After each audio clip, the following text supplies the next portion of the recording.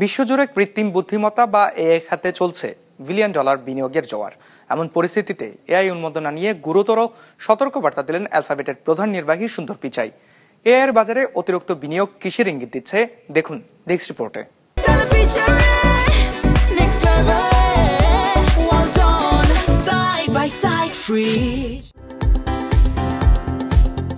Generative AI, humanoid robot, automation, যুদ্ধাস্ত্র সহ সবখানেই কৃত্রিম বুদ্ধিমত্তা বা এআইয়ের ব্যবহার বাড়ছে দ্রুত গতিতে। এ খাতে কোটি কোটি ডলার ঢালছে বিশ্বের বড় বিনিয়োগকারীরা। এমন অবস্থায় এআই বাবল নিয়ে সতর্কবার্তা দিলেন টেক জায়ান্ট অ্যালফাবেট। বিবিসিকে দেয়া এক সাক্ষাৎকারে অ্যালফাবেটের প্রধান নির্বাহী সুন্দর পিচাই বলেন, এআইয়ের বর্তমান গতিপথ অসাধারণ হলেও এতে ইরেশনালিটি বা অযৌক্তিকতার উপাদান রয়েছে। এআইয়ের উত্থানকে তিনি নিয়ন্ত্রণহীন উল্লেখ করে একে বাবলের সাথে তুলনা করেছেন।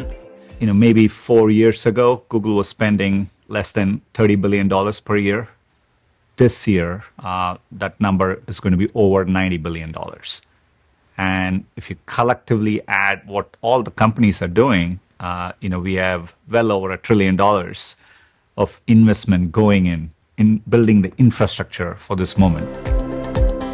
.com-এর যুগের সাথে তুলনা টেনে পিচাই বলেন, 90-এর দশকের শেষ দিকে ইন্টারনেট খাতেও অতিরিক্ত অর্থ লগ্নি হয়েছিল, যা শেষ পর্যন্ত ফেটে গিয়েছিল। তবে তিনি জোর দিয়ে বলেন, সেই বাবল ফাটলেও ইন্টারনেট একটি যুগান্তকারী প্রযুক্তি হিসেবে টিকে ছিল। এআইয়ের ক্ষেত্রেও একই ধারা বজায় থাকবে বলেও পিচাইয়ের আশা। We can look back at the internet right now. There was clearly a lot of excess investment, but none of us would question whether the internet was profound or did it drive a lot of impact. It's fundamentally changed how we work digitally as a society. I expect AI to be the same.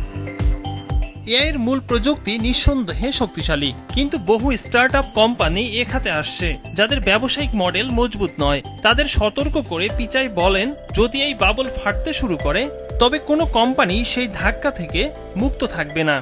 And given the potential of this technology, the excitement is very rational. It's also true when we go through these investment cycles, there are moments we overshoot, right, collectively as an industry.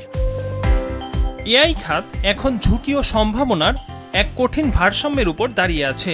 পিচাইয়ের মন্তব্যকে এভাবেই দেখছেন বিশ্লেষকরা। তারা বলছেন, বিনিয়োগকারীরা প্রযুক্তির ভবিষ্যৎ নিয়ে আশাবাদী থাকলেও বাজার নিয়েও উদ্বেগ বাড়ছে। ইকরামুল ইসলাম খান, বিজনেস রিপোর্ট, মাছরাঙা টেলিভিশন।